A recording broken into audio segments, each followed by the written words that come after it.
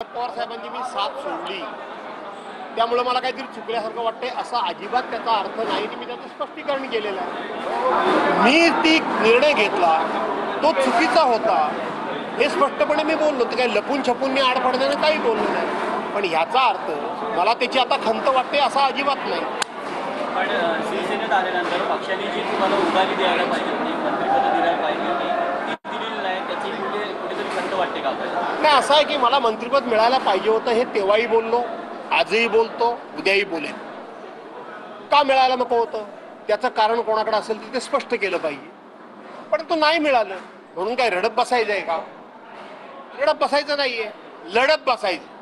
त्यामुळे मंत्रिपद मिळालं नाही म्हणून मी रडत बसलो नाही, मंत्रिपद मिळालं नाही म्हणून जे कोणी असं आहे की कार्यकर्ते कमी होत आहेत म्हणून निवृत्ती घ्यायचं काहीच कारण नाही। 39 जागांपैकी मी एकटा निवडून आलो, परंतु शेवटी आता 8-8 वेळा निवडणुका जिंकल्यानंतर वेगवेगळ्या असं वाटतं विचार करावा, यापेक्षा वेगळं काही कारण नाही। परंतु सर्वांची अशी भावना आहे की कोकणामध्ये मी स्वस्थ बसू नये, कोकणामध्ये सिंधुदुर्गापासून तर अगदी पालघरच्या टोकापर्यंत मी उठाव करावा अशी सगळ्यांची धारणा आहे। त्यामुळे माझा मूळ स्वभाव कधी कधी उफाळून येतो की आपण स्वस्थ बसायचं नाही, आपण पेटून उठलं पाहिजे, आणि म्हणून असं वाटतं की आपण सिंधुदुर्गापासून सुरुवात करावी। विरोधी पक्षनेता कसा असू शकतो?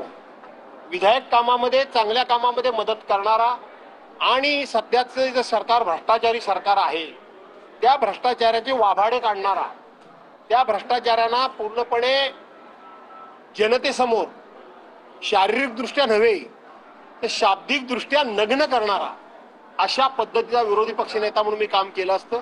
सरकारच्या चांगल्या कामाला सहकार्य केलं असतं, पण सरकारच्या चुकीच्या कामाला मात्र त्या ठिकाणी त्यांचे वाभाडे काढताना, त्यांचा भ्रष्टाचार वेशीवर टांगताना मी कशाचीही पर्वा बाळगली नसती, मी विरोधी पक्षनेता झालो असतो तर। आणि त्यामुळेच विद्यमान सरकार एवढं पाशवी बहुमत असताना घाबरतंय।